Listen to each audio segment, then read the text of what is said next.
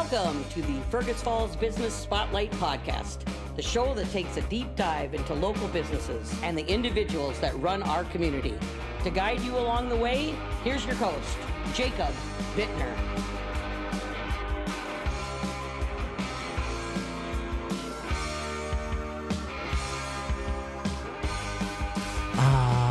Ursula, I like you already.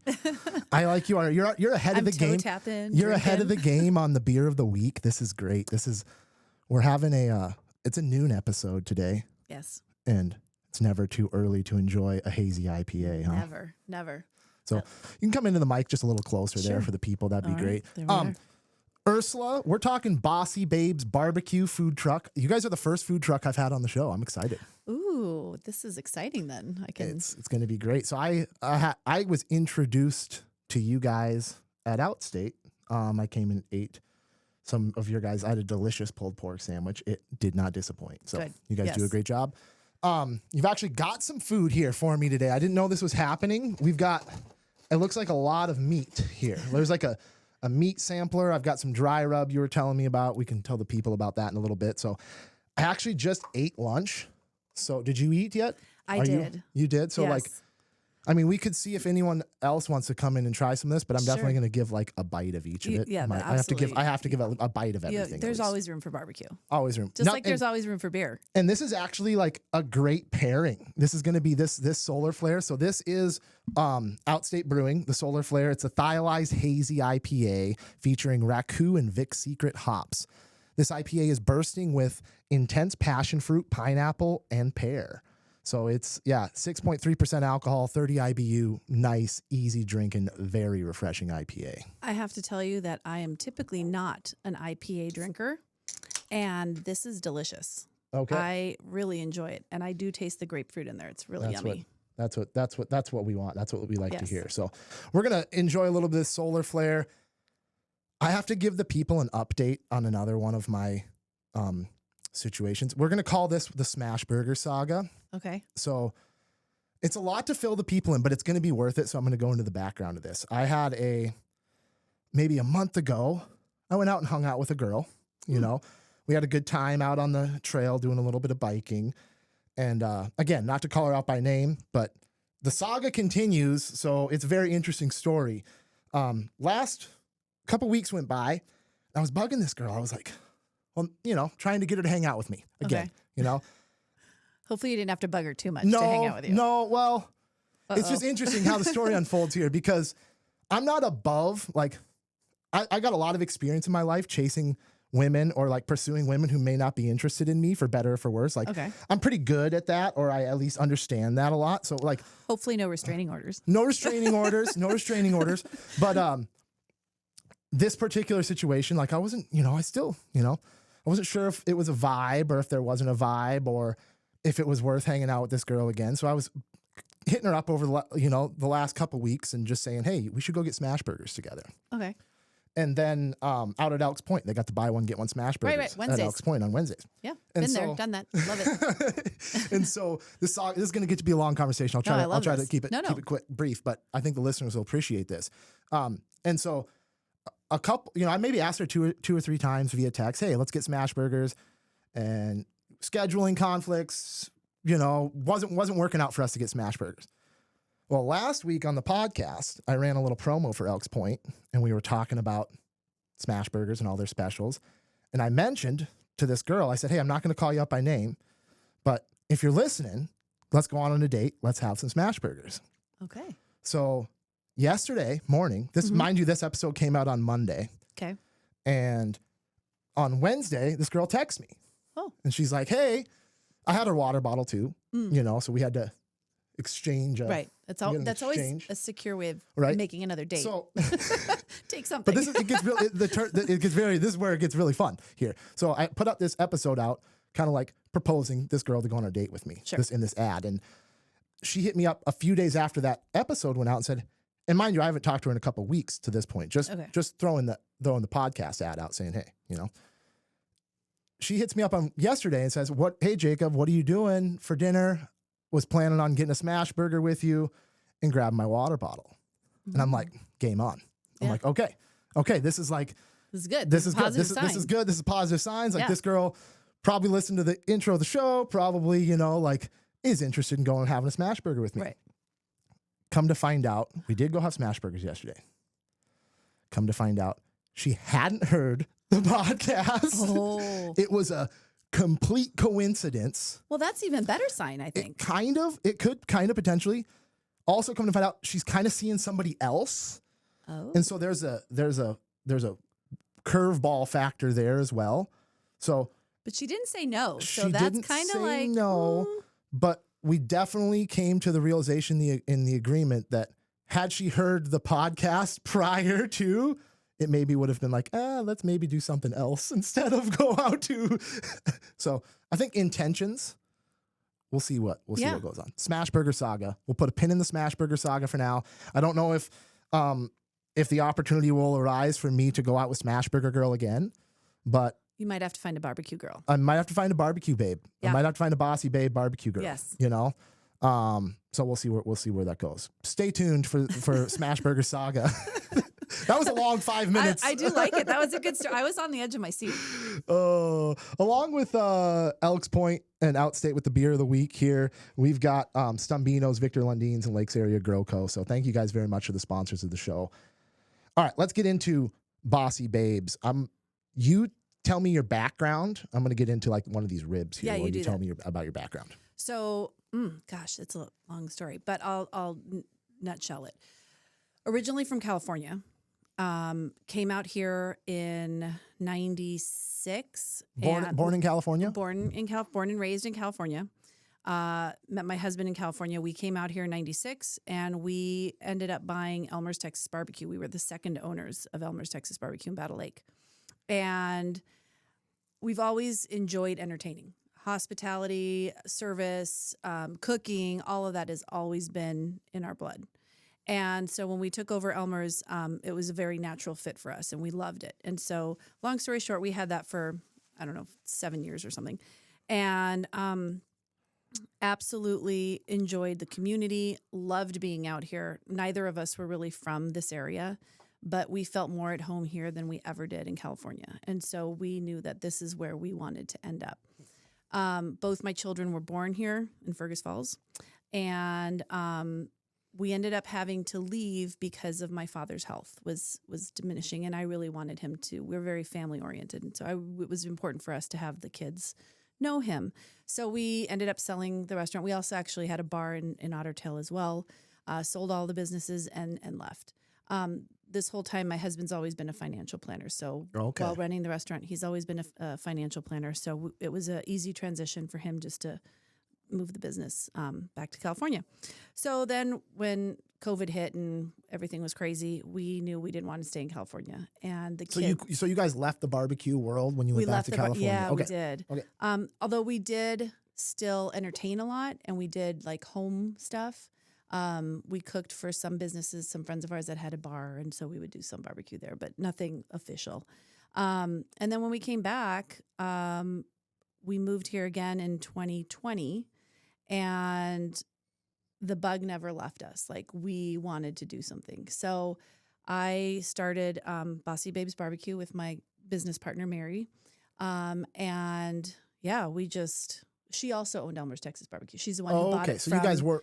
She bought it from me. Interesting. Yeah. And so she worked with Elmer and BJ, the original owners. Talk to me about Elmer's Barbecue. Okay. Where's it at? What's the story behind that place? So it is no longer, unfortunately. There were 4 owners.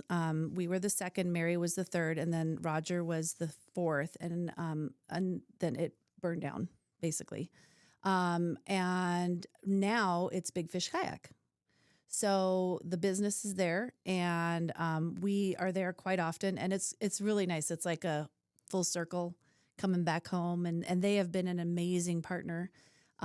They serve ice cream and sweets and floats, and so it's kind of nice because people come in for dinner, and then they stay to have dessert.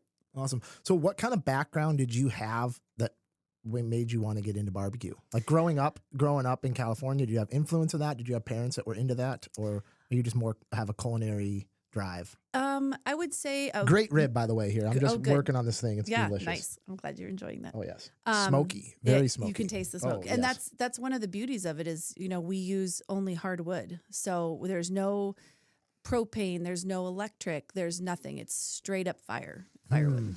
Yeah, you can taste that. It's good.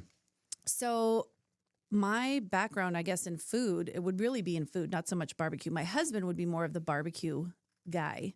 But my mom was from Mexico, so they do a lot of, over flame cooking. My father was from Austria, so there's that. And so food has always been a love language for me. So you have culture.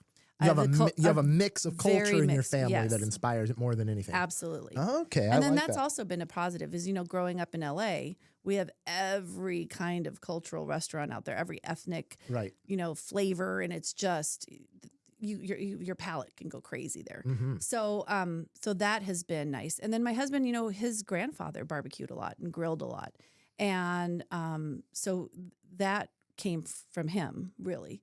And so it was just about food being a way to make friends and converse and have, really genuine, organic way of growing relationships. So that's kind of why we got into it and we stay in it.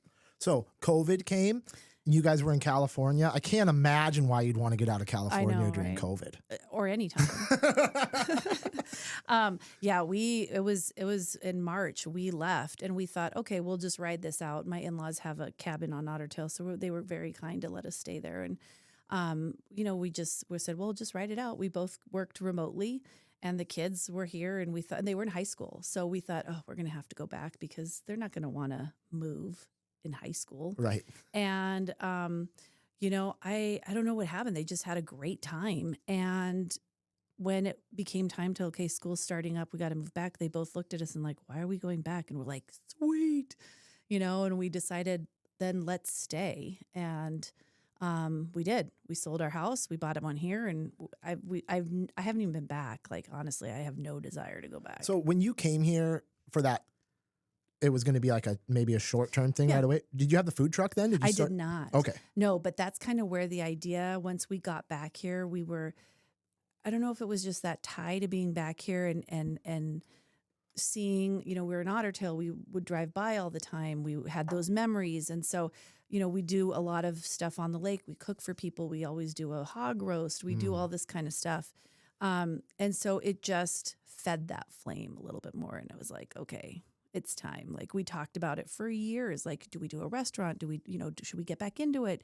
And we knew we wanted to get back into it. We just didn't know to what extent. And then again, COVID, we're like, well, I don't think we want to do a restaurant. And then, rates shot up and everything was going crazy. And I was like, okay, I'm definitely not doing that. And it's a different time, like trying to find employees now. It's hard, and so we were trying to be really realistic about it. Like, we have to do something that is kind of us running it and us doing it and the family. And so it's a very family oriented business. And that's pretty much who's doing it, is just us and the family. So Mary, your business partner. Yes. How did you guys reconnect? Did you guys stay connected, obviously, after you sold her the business? Yeah, we've been best friends for 20 plus years. I hate to admit it because that makes me old. But yeah, we've been together friends forever. So it was easy. It was easy decision.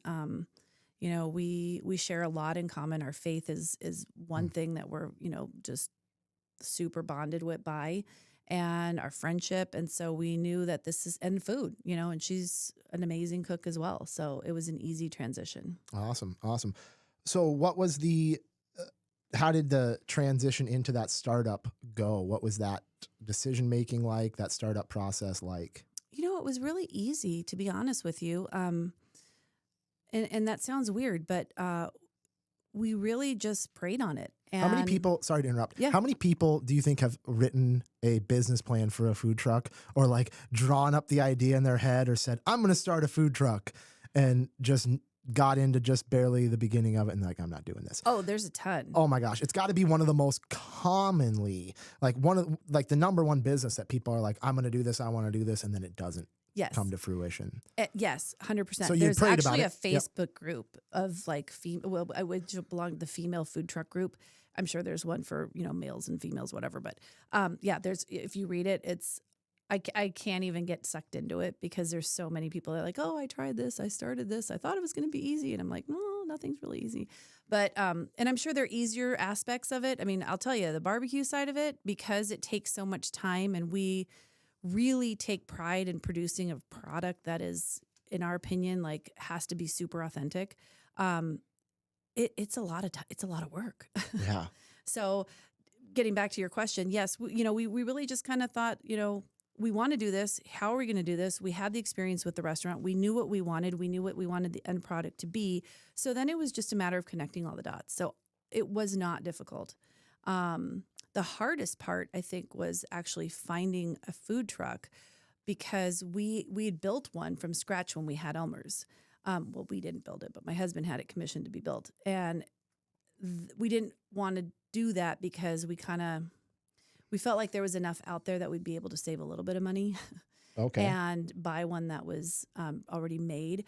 Where we had to really put our own fingerprint on it was just a food truck, but it didn't have the smoker we wanted. And we knew which smoker we wanted. We wanted the same one we had at Elmer's, something we were comfortable with and really confident in. And so we picked up the trailer in South Carolina, had it driven to Mesquite, Texas, had our pit put on in Mesquite, Texas, and then drove it back up. Interesting. Yeah, Interesting. So do you guys have other employees or pretty much you, Mary? I saw your husband in there. Mm-hmm. One other person in there, I assume. I didn't know if I got her name. I forgot. That was Jenna. Jenna. Okay. DeNoble. Mm-hmm. Okay. So I do. Mary is having some health issues this year. Oh. And so she's fine, but she's working on that. So again, going back to just our friendship being priority is I didn't want to add an additional stress to her because it is stressful, obviously running a business. So we kind of decided she was going to take a little bit of time to heal and do that. And so that's my husband stepped in huge. And that's awesome that I can rely upon him. So he's helped me because this is definitely not a one-person job. Right. And so he's been helping out. And then I have my son who's helping. And then I have a couple of friends of his and mine that help out. So okay, we're a team of 4. So I assume where the advantage comes in having a husband that's a financial planner. Yes. It couldn't have hurt in the startup process of your guys' business. Absolutely. And he, although he's very hands-off, I have to say he's been very respectful of, he guides me. I ask him questions and he's my best friend. We've been together forever and we have this partnership of, when I need help, he's always there. There's there's never I can't or whatever. It's always, how can I help you? What do you need? So that's awesome. And yeah, having the financial planning background is awesome because he can be like, well, have you tried it this way? Or he's very logical and I'm not. I'm very emotional. So the Bossy Babes, yes. The Bossy Babe, that's kind of a fun term. It's kind of like a fun woman entrepreneur pun. I'm a big believer of, I more like believe in entrepreneurs. I don't really care if you're a man, woman, black, white. Doesn't matter to me. Shouldn't. Yep. 100%. I think it's, I think a lot of people want to like say, oh, this is like I don't know. They give more accolation or more accreditment to a woman or minority who achieves something. Right. The boss babe is kind of, that's sort of a terminology that kind of gets wrapped into that. Oh, this girl's a boss babe, or I don't know, maybe. So yeah, no, I hear what you're saying. The funny part is I didn't actually, the name was all Mary. So we were talking about it and we were kind of throwing things around. And so she came up with it as like Bossy the cow. I guess there's a Bossy the cow thing if you Google or whatever. So she was thinking that, but then it was perfect because I'm kind of bossy. Mm-hmm. And when we're working, we're both very hyper-focused and driven. And there are times when we're just like barking at each other, like not in a bad way, but just like do this or do that because we're trying to execute something. And so it's like, it worked out perfect because we're bossy. Yeah. I always tell everybody, I'm the bossy one and she's the babe. Is she a babe or what? Yeah, she's babe. Oh yeah, she's absolutely. Babe. She's in a not weird way. She's totally a babe. Oh, so that kind of touches on the branding a little bit. Anything else you want to touch on that you feel is relevant about your background or the startup process of that? I have to say, I don't know if it's the startup process, but it has helped having the following and having had Elmer's, because people that has such a huge positive, I don't know what the word is, connotation, I suppose, for people. They had great memories there. We met a lot of our first friends that are still friends now there. We catered a lot of people's weddings and we catered a lot of people's events. And so now coming back, 20, 25 years later, and they're like, do you remember you did this? And it's kind of nice, like, to have that connection. So that has been a really easy facilitator in the startup process, was like knowing that we had that following. And that's been awesome. It's having huge. Yeah. Support. Yeah. Yeah, I don't want to, like, a venture's never failed. You're building on it, and like, people will follow you into your next venture. People will, it's a resume builder, it's Absolutely. having that, like, Yes. belief in your ability to do something. And people eat your food once. What is this? What is this cut here? So that's the brisket. This is like really Isn't that the tender. bomb? That's really, really good. And yes. If you notice, like, the smoke ring around it, so you have, that actually, Stambino's. Yep. Shout out Stambino's. Shout out to Stambino's. So we use Stambino's coffee in some of our rubs. I love it. I love it. Well, we're going to get into the history of the barbecue industry. Okay. What do you know about the roots? So barbecue, really, there's barbecue and there's grilling. So typically barbecue is a low, slow, indirect heat. And then grilling, obviously, is over live fire, open fire. And so there are significant regional and national variations to barbecue. Originally, some say, it depends on where you look. Some people go, it started in the Caribbean. That's what my assistant has to say about it. That kind of started in the Caribbean. That it says indigenous cooking methods, ancient times, but they're just saying before the 1500s. Yes, so it's not like way ancient times, and we're talking 1500s. That's pretty modern compared to a lot of things I talk about on this show. I kind of think, though, it really probably started whenever fire started. Of course. You had to, like, grill, cook stuff. I assume the cavemen were hanging their food and drying it and smoking it over a fire. Because they had to preserve it. And that's a great way of preserving things. So I kind of feel like, yes, that's probably, the Google answer, but realistically, it's probably before. So, yes. But yeah, the term barbacoa comes from the indigenous people in the Caribbean. Correct. So that's where the barbacoa, that's that language origin we can at least trace back to the Caribbean. Absolutely. And then, they say South Carolina is like the birthplace of it. And then you have 4 regions. Typically, it's like you have 4 styles, I should say. You have Carolina, Memphis, Kansas, and Texas. And we follow more of the Texas method of barbecuing. And it's... I love this. This is really cool because you're going, like, straight through a lot of the information that. Am I jumping ahead? No, you're perfect. This is great. This is I always like to give people a chance to get ahead of my AI assistant in the information. So you're touching on a lot of good stuff. Am I beating AI? The German, you're doing a good job here. But I want to talk about German Carolinas, different styles of stuff. Yes. There was, just to kind of fill people in on, like, the background of, like, grilling and all that stuff. That kind of ancient Middle East sort of, it appears there was some, obviously, like, grilling kind of emerged, I believe. The grill emerged in ancient Middle East. You had Spanish explorers in the Caribbean that adopted indigenous methods and then introduced them to North America, and then those sort of spread through.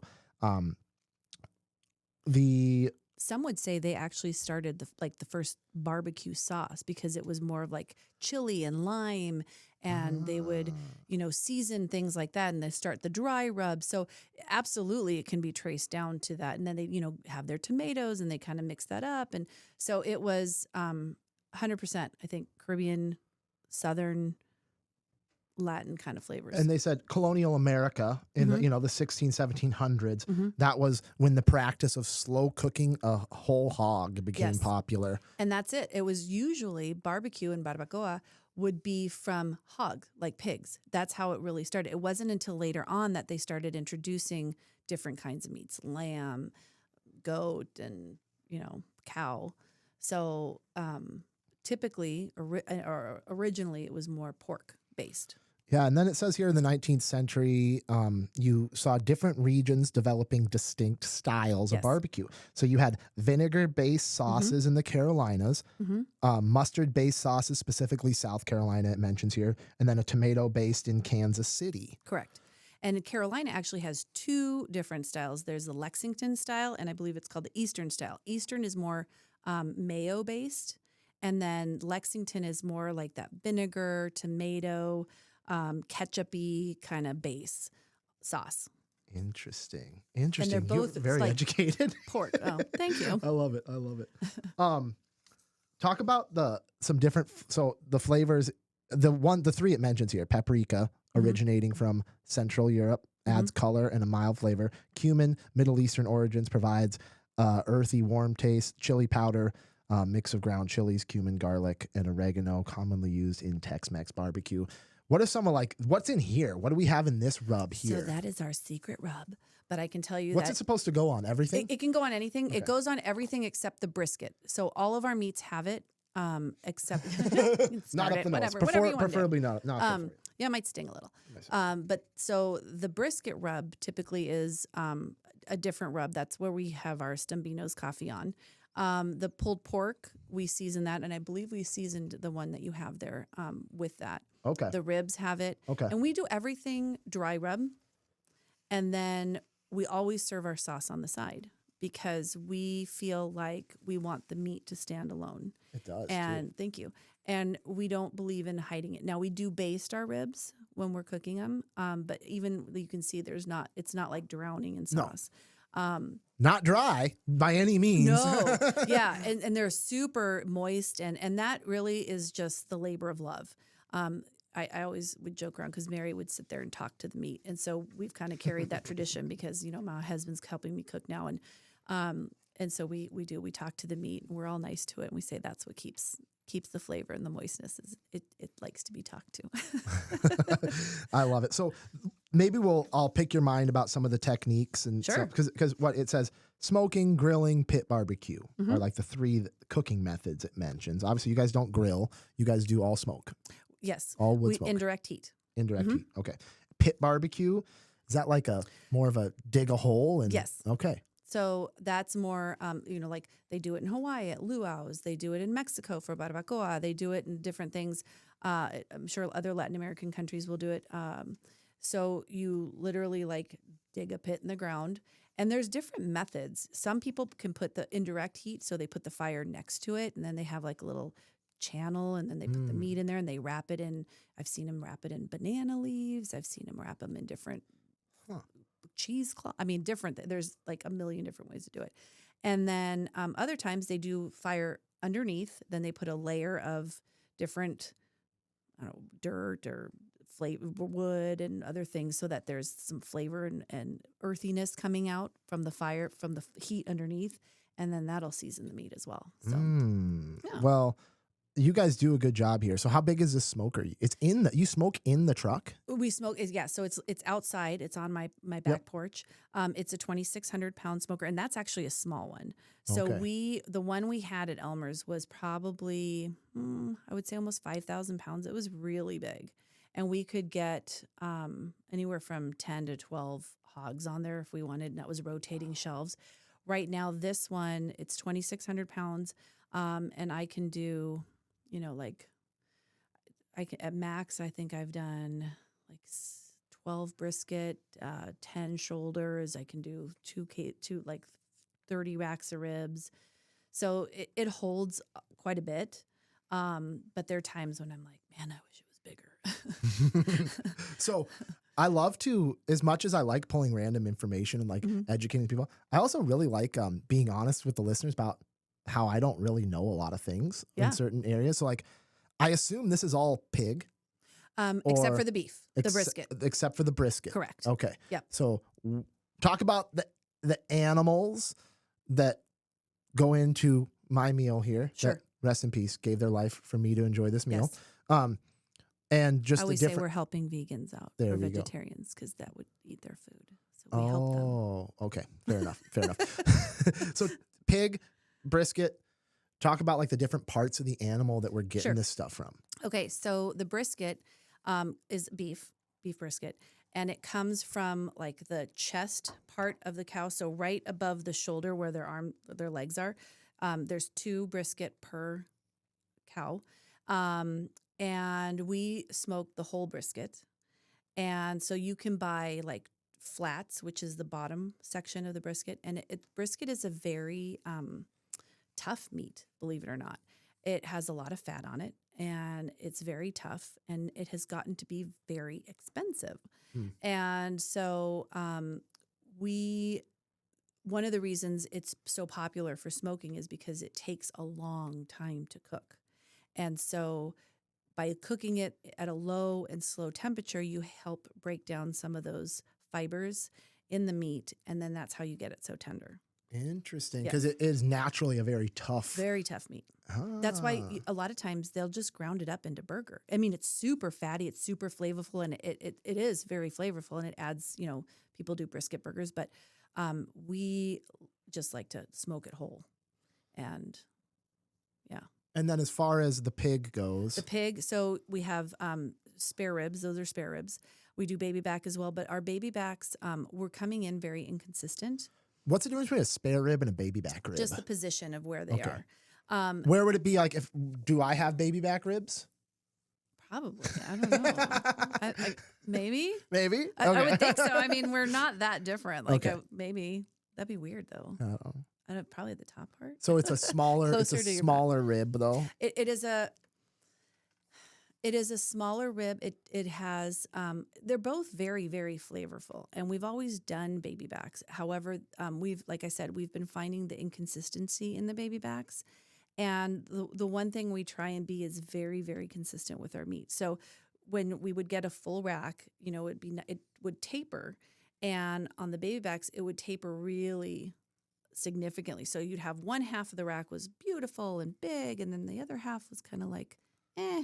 So we're like, well, we don't want to serve that, because whoever gets that side of the rack is going to be like, wah, So we decided, so we've been experimenting. We found some really consistent spare rib that we feel actually holds the smoke a little bit more, and the flavor, and there's more meat to it. And we just felt like you get a little more bang for your buck. Okay. And we got pulled pork underneath here. Turkey. We have pulled pork underneath here. Tell you that. Yeah, that's pulled pork. So turkeys, yes. You kill turkeys too? We kill turkeys right. too. Yes. Talk about the turkey. So this is a really kind of funny story. So when we were in Texas getting our pit, it was supposed to be like this 4-day trip, right? Good. So good. So we went down there, and we were there for 11 days. So it was 11 days longer than we really wanted to be there. Not that anything against Texas, it's just we wanted to get back. We wanted to get to work. And when we were down there, we tried every barbecue place. We went everywhere because we wanted to say, like, what are they doing? How are we doing compared to them? What does it taste like? What things can we pick up and learn from? Because we're always looking to get better. And it got to like day 10, and I looked at Mary and Tim, and I said, I cannot do any more meat. Like, I'm literally over it. So we went to this place, and I go, do you have anything besides meat? And they go, well, we have turkey. Well, I'm not a huge turkey fan. Like, if at Thanksgiving, I'm a dark meat person only, and that's it. And they go, well, we have turkey breast. So I was like, oh, fine, I'll try it. And I tried it, and it was amazing. It was so good. So I looked at, and I'm like, everybody has to try my sandwich. Like the other two, I'm like, try this. And they were like, this is really good. I'm like, yeah, we got to do this. So we did. So now we do turkey breast, and it's so moist, and it is so flavorful. And it's actually probably, I would say, it's competing with our pulled pork. Like it is, yeah. People are really finding out about this turkey, and it's sliced. I know that there's places that do it where it's shredded. Ours is sliced, and it's amazing. I love it. Should we talk about history of the food truck? Yeah. What do you know about my food truck or food trucks in general? It looks like the chuck wagon. The origins of the food truck go back to the chuck wagon, which is a mobile kitchen used by cowboys to feed cattlemen on the trail. It was the precursor to the modern food truck, and then kind of really started to urbanize. It didn't get super popular until like 2000, right? And then COVID even more. Here, it talks about COVID. I would say more. It didn't get popular here. So in Mexico, actually, and I know this because I would travel down there quite often, seeing as my mom was from there. They had push carts all the time. Mm-hmm. So they would do, their fruits and their drinks and their they would do hot dogs and different meats and things on the push carts. And so I saw that. I was 72, so like, I don't know, in the 70s, 80s, 90s, that was down there. But yes, I think the actual food truck industry, that has just been like amazing. Like it has absolutely exploded. And I think it has helped a lot. Well, it's helped a lot of communities because you have places that don't have a lot of restaurants, a lot of foot traffic coming in. And then you start bringing in a food truck, and it's like been shown that it helps the local businesses. And that's one thing that we've really we take pride in. We can make up words if we need to. Absolutely. Yeah. So we pride ourselves. So I'm very proud that we work and partner with different communities to help bring traffic in and help bring awareness to their community. One right now is top of mind because we're in Clitheroe, and Clitheroe doesn't have a lot. It's 2 restaurants in there, and only one serves food, and they're not open all the time. So, and we have a great partner at Off the Wall in Clitheroe. They're by Robin. She's has an art studio, and so we've partnered to help bring traffic to her studio. And so we don't serve beverages on our food trucks so that we can help the businesses that are there. So it's a really nice when communities can work with food trucks, and we've helped bring business in, awareness to their community, business into the bar. So I love it. Yeah, it does mention here too, in like the rise of the food truck. It does mention economic turmoil, economic downturn, really post 2008 recession. Then I think you can see it even more in the COVID times. Sure. Like you mentioned it in your startup, the need to create a business with less employee overhead. Yes. And you can actually focus on a lot. Overhead in general. Yeah, less overhead in general. Yeah. You can focus on a lot more just of the cooking. Right. I assume you have to have a satellite kitchen by law, or a what do they call that? A commissary kitchen. A commissary kitchen? You don't have to have one by law because we are set up to where we can actually do everything on the trailer if we wanted to. But we do. We are here. We're based in Fergus. A lot of people don't know that. So we're based here in Fergus, and I have my commissary kitchen over at Oli and Lena's with Shane. Big fan of Oli and Lena's. Haven't had Shane on the show yet, but he's coming up. Fun. Oh, good. He's in the pipeline. I don't think he's on the schedule yet, but he's in the pipeline. Yeah, he's awesome. So they have a kitchen there that we use for refrigeration, and then it's much easier to do my dishes there. So we do that. But really everything else is on board. I smoke on board. We serve on board. We heat on board. So. Okay. Yeah. Interesting. Yeah. I just wasn't sure how the laws are with that, or what food trucks have to do different. And it varies. Minnesota is really strict with food trucks. They're like, of all the states, I think they are probably one of the strictest. So shout out to Minnesota. Shout out to Minnesota. So talk about those locations a little bit. Business location. Where where have you guys been? Where do you spend most of your time? What are your favorite places to be? So this year is a lot different than last year. Last year we kind of had one location, and we kind of stayed at the golf course in Battle Lake. And this year we are traveling all over. So I would say probably one of our favorite locations to be is just because of the connection, the emotional connection, is Big Fish Kayak. Again, super partnership. They are awesome to work with. People come in, they have dinner, they stay and have dessert. And that, like I said, that connection of it being our old home. We love going. We go to the races, I-94 races. We go to Clitheroe. We go to, we're going to be at Ben's Baits in a couple weeks. We go to Outstate. We do their trivia night. So that's Fergus Falls. We do the Kirkbride concerts every Sunday. And that's all. It's just been fun having to build relationships and get to be known here, because we're known in Otter Tail and Battle Lake, but a lot of people don't know about us here yet.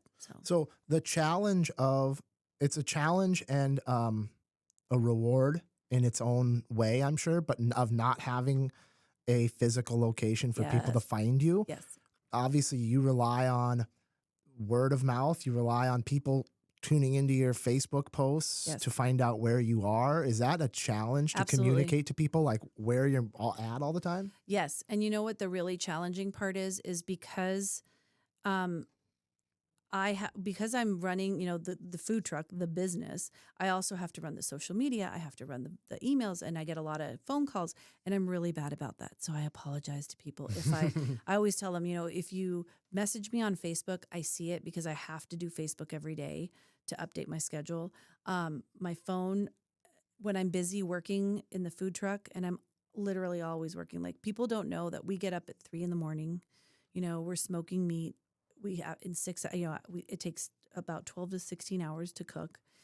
So like this morning I was up at 4. Whoa. Yeah. So summertime, if my husband and I get like 3 to 4 hours of sleep, we're golden. Wow. Yeah. So wintertime for like 2 months, I'm sleeping. Dang. I didn't realize that. Yeah. It's very nobody sees the background in anything. No. And I mean, that's general business. You look at somebody, what they're doing, and you just see it for the surface and see it for what it is. And nobody thinks about the prep that goes into that. No. And to smoke something and prep everything else for the food truck and everything, like, I'm sure other food truck owners probably go through way less on a daily basis in prep work than you guys have to go through. We kind of joke about it all the time. We said, why didn't we do like hot dogs? We're like, because we're not passionate about anything. This is what we love. Like we love to eat barbecue. And it is extremely time consuming. It is frustrating sometimes when you feel underappreciated, like, why can't you just whip that up? And it's like, well, because it doesn't just whip up. I can't just heat it up. It's something that actually there's a whole process to doing it. So, but when it is appreciated, when people tell me, oh my gosh, it's so good, like that really makes my heart smile. Yeah. So where do you source the meat from? So we try and get stuff everything comes in fresh. So it's within the Minnesota, North Dakota boundaries. We do get some of our pork from Iowa. So I tried to partner with local farmers, but I just couldn't get a commitment on price. It was going to be fluctuating a lot. And we go through so much that I really needed it to be a consistent price. Otherwise, my prices would have to fluctuate, and I don't think that's the way I could do business out here. So I do source with a vendor of ours, but I do make sure that it all comes in fresh because I don't. If it's frozen, then I know it's coming from farther. It's who knows how old it is. That's interesting insight, actually, and I. If you're a farmer, if you're a producer and you're listening, yes, take that to heart. Take that to heart and think about that for a second, that consistency matters. You cannot be offering somebody a fluctuating price for long-term business. Right. It's tough to make that happen. I respect the farmers. Like I understand that their price, don't know. They don't exactly. know. They don't know what it's going to look like for them. So I completely respect that. And I would love to be able to do that. But and the consistency too is the other thing. Like I get a certain size rib, I get a certain size, brisket. I try to get between this weight, because I don't want to be making I get about 50% yield on a brisket. So if I'm cooking a 16-pound brisket, I'm probably going to get between 8 and 10, maybe 10 pounds of meat because I have to trim it. There's a lot of fat on it. And so the price is, like double of what I paid because I'm only ending up with about 50, 60%. Interesting. Yeah, that supply game has got to be the toughest part. That's where the husband math comes in. There you go. The husband math. Any new products and services, any growth opportunities within the truck that you guys are looking at into the future? Yes. I am looking, if anybody's listening, I am looking for a spot where I can cook year round. So I don't want to open a restaurant at this point. But I'm looking for whether it be a kitchen, or I'm trying to get Shane to build us a little spot where I can cook all year. So that I can do catering all year, so that I can do to-go orders all year, or, and it would be bulk meat. It wouldn't be just like a sandwich here and there, but where I could do bulk meat, and maybe potentially down the road we can, do some shipping of our meats, something like that. But right now it's hard to think ahead when I'm so busy in the summertime, but the wintertime, that's kind of what I thought about last year. Like, okay, it would be really nice to be able to cook. So your smoker's on the back of the truck. Mm-hmm. And I assume the outdoor temp has to be above a certain range in order to make that smoker work? It would have to be, well, not so much that it wouldn't work, but it's too cold. Like, it would be really hard for me to maintain temp because it's exposed to the elements. So I would need something that is vented for exhaust, and then insulated, so that I can have a room, or, I could even like pull my trailer into it. That's fine. If I had like a big barn or a shed that no one's using and want somebody there. Oh, I love it. I usually do a AI future speculation. I spent a little time talking with my assistant today about the future of barbecue, and it just wasn't a whole lot of really interesting things. I think that your business in particular, I don't see. I mean, what do you see as the major things that would come and disrupt or change this industry with technology? I just don't. I mean, different smoking techniques. Maybe consumer analytics is some of the things it mentioned. Being able to potentially people health diagnoses, or like health profiles. Like AI might be able to understand and build a health profile for someone that recommends different foods for them. But I just see like the core of your business. I don't see much changing with the future in technology. Yeah, I don't see much changing with technology.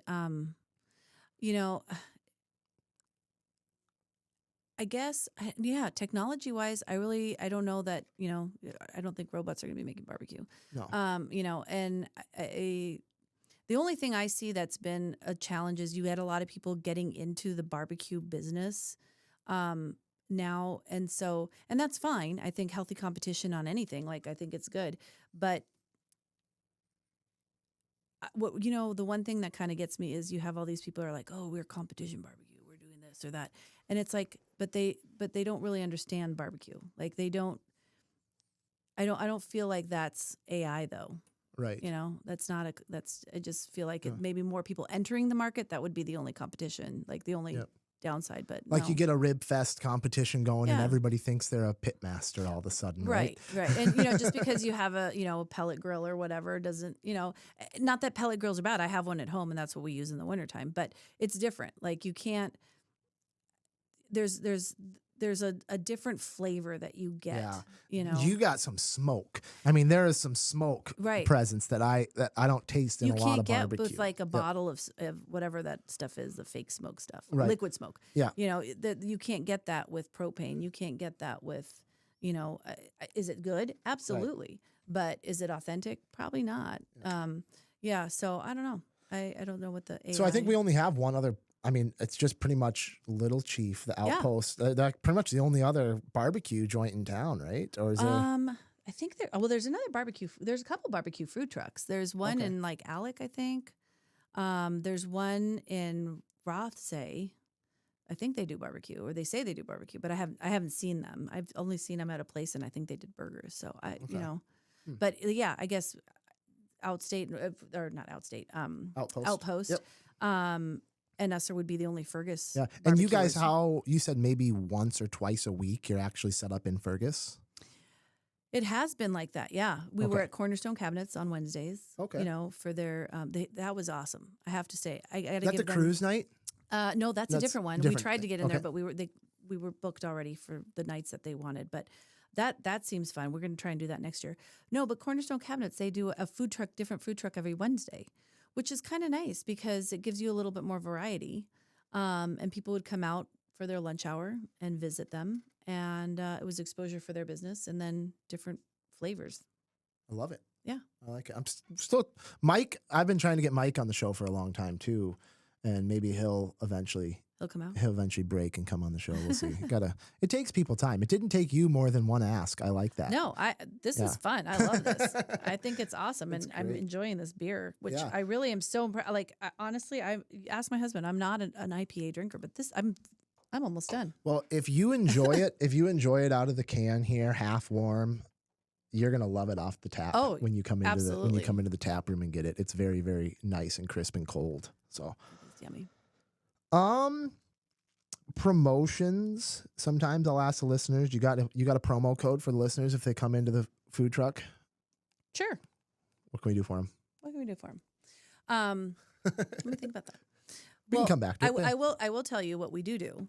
And I don't advertise this a whole lot because I don't feel like I don't want to self-promote in a bad way, but at the end of the year of our season, I do donate several proceeds.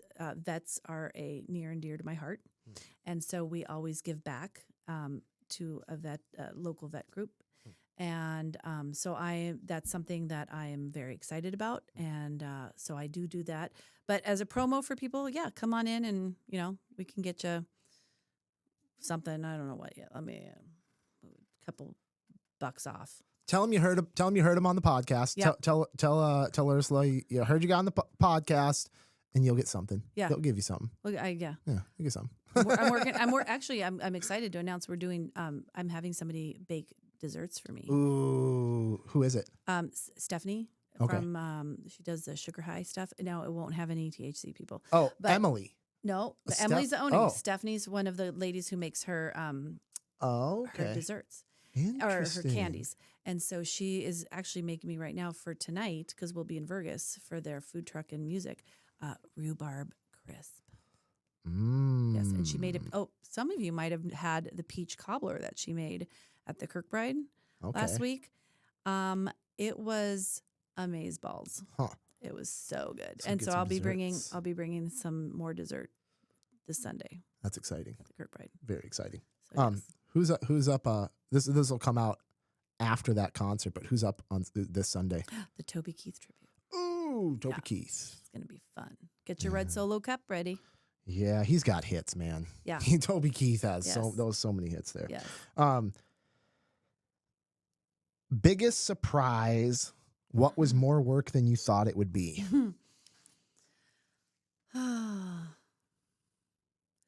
The balancing act of everything, like the cooking, the cleaning, the having to have literally 20 spinning plates in one hand while I'm trying to do the booking of jobs, the email answering, the bill paying, the cooking, all of it. It's just, that is overwhelming at times. And I guess I knew it's like running a restaurant, but on 4 wheels.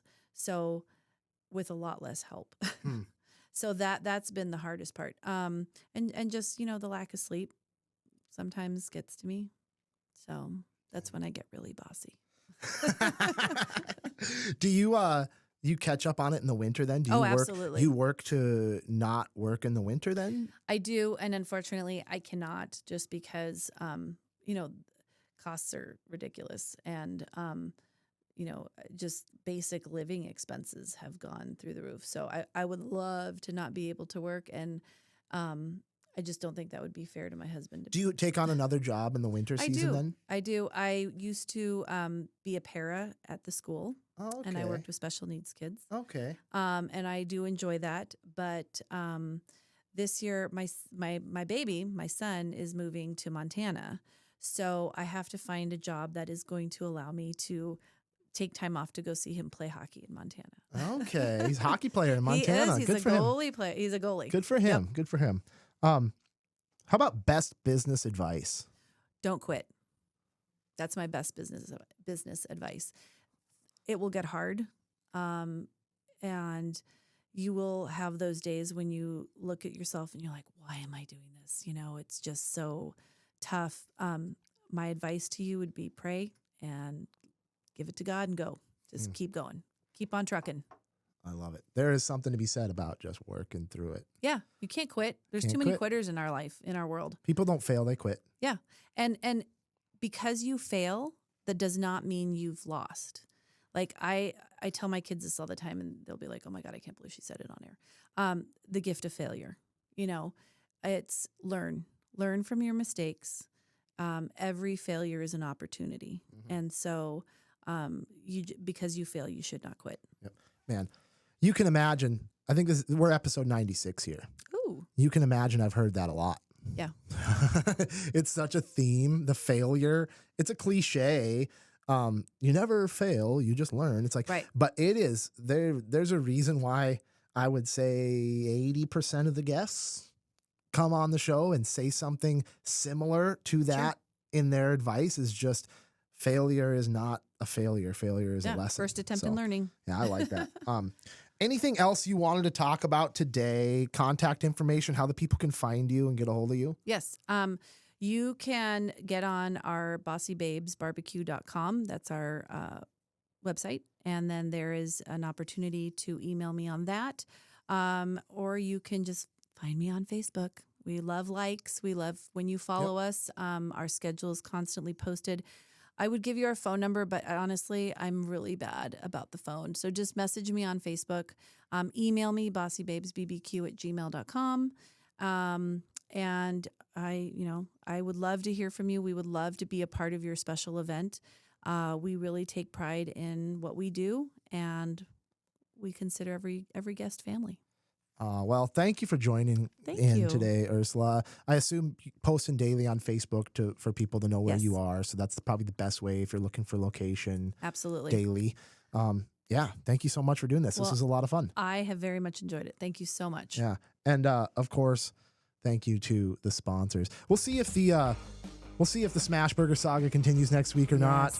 I'm all for the barbecue girl. Remember that. Find me a barbecue girl, maybe, But thank you to the sponsors: Elks Point Bar and Grill, Lakes Area Grow Co., Victor Lundeen, Stumbinos, and Outstate Brewing. So cheers. We'll be back with more of these guys. Enjoy your week, everybody.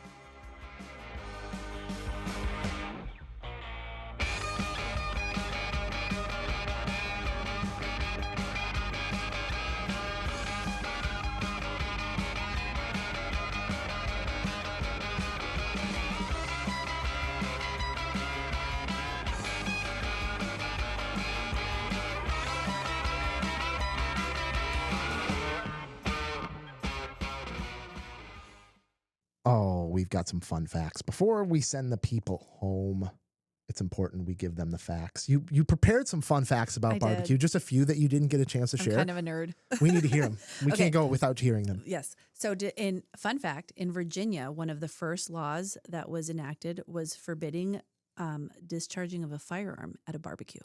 That was one of the first laws in Virginia that passed? No firearms, no discharging of firearms at a barbecue. Yes. Because who wants to ruin a party, right? And then, so winning the Revolutionary War was commemorated with a barbecue feast. There we go. That seems appropriate. That seems appropriate. If you're going to party, it's because you won the war. And then lastly, Thomas Edison designed the first charcoal briquette factory, and Henry Ford built it in 1921. Interesting. So those are the facts we didn't get to. Yep. We got them now. We'll leave Thank you with that.